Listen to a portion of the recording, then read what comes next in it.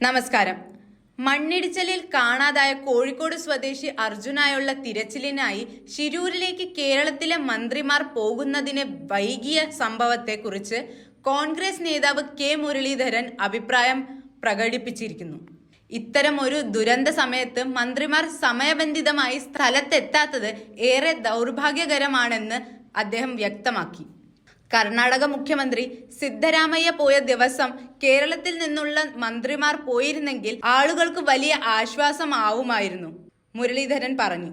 മന്ത്രി AK ശശീന്ദ്രൻ പോലും ഇപ്പോഴാണ് സംഭവസ്ഥലത്ത് എത്തിയത്. സ്വന്തം മണ്ഡലമല്ലെങ്കിലും മഞ്ചേശ്വരം MLA അവിടെ തുടരുന്നുണ്ട്, അദ്ദേഹം കൂട്ടിച്ചേർത്തു. ഈ സംഭവത്തിൽ സംസ്ഥാന സർക്കാരിനെയും കുറ്റപ്പെടുത്തേണ്ടതില്ലെന്നും ഇത് സംസ്ഥാനങ്ങൾ തമ്മിലുള്ള തർക്കമായി കാണരുതെന്നും അദ്ദേഹം ആവശ്യപ്പെട്ടു. മുരളീധരൻ ദേശീയപാത നിർമ്മാണത്തിലെ അപാകതകളെ കുറിച്ച് പറഞ്ഞപ്പോൾ ഇത് കേരളത്തിലും പ്രശ്നങ്ങൾ ഉണ്ടാക്കുമെന്ന് സൂചിപ്പിച്ചു.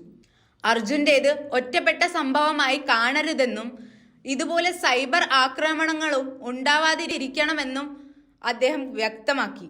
മണ്ണിടിച്ചിലിന് ശേഷമുണ്ടായ സൈബർ ആക്രമണങ്ങൾ വേദനാജനകമാണ്, അത്തരക്കാർ ശിക്ഷിക്കപ്പെടണം, അദ്ദേഹം കൂട്ടിച്ചേർത്തു. കോൺഗ്രസിനുള്ളിലെ തർക്കങ്ങളെക്കുറിച്ചും മുരളീധരൻ തന്റെ അഭിപ്രായം പ്രകടിപ്പിച്ചു. പാർട്ടി വേദിയിൽ പറയുന്ന കാര്യങ്ങളും പറയാത്ത കാര്യങ്ങളും എല്ലാം വാർത്തയാക്കുന്നു എന്നും സുൽത്താൻ ബത്തേരി ക്യാമ്പിൽ പോലും എന്നെക്കുറിച്ച് വാർത്തയായി എന്നതും അദ്ദേഹം ചൂണ്ടിക്കാട്ടി. ഒറ്റുകാരുടെ റോളിൽ ആരെങ്കിലും പ്രവർത്തിക്കുന്നുണ്ടെങ്കിൽ അതിൽ നടപടി വേണം, അദ്ദേഹം പറഞ്ഞു. പാർട്ടിയുടെ കെട്ടുറപ്പിനെ ബാധിക്കുന്ന ഇത്തരം പ്രശ്നങ്ങൾ ഒഴിവാക്കണം. തദ്ദേശ സ്വയംഭരണ തെരഞ്ഞെടുപ്പിൽ പാലക്കാട് ജില്ലയിലെ ചുമതല തന്റെ മേൽ നൽകിയതായും പാർട്ടിക്കകത്ത് പറയുന്ന കാര്യങ്ങൾ പുറത്തു വന്നതിന്റെ ഗൗരവം ചൂണ്ടിക്കാട്ടി അദ്ദേഹം ആവശ്യപ്പെട്ടു.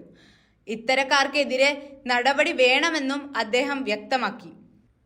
കേന്ദ്ര ബജറ്റിനെ കുറിച്ചും മുരളീധരൻ അഭിപ്രായം പ്രകടിപ്പിച്ചു.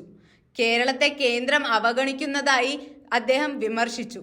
BJP ജയിച്ച സംസ്ഥാനത്തോട് പോലും നീതി കാണിച്ചിട്ടില്ല, മുരളീധരൻ പറഞ്ഞു.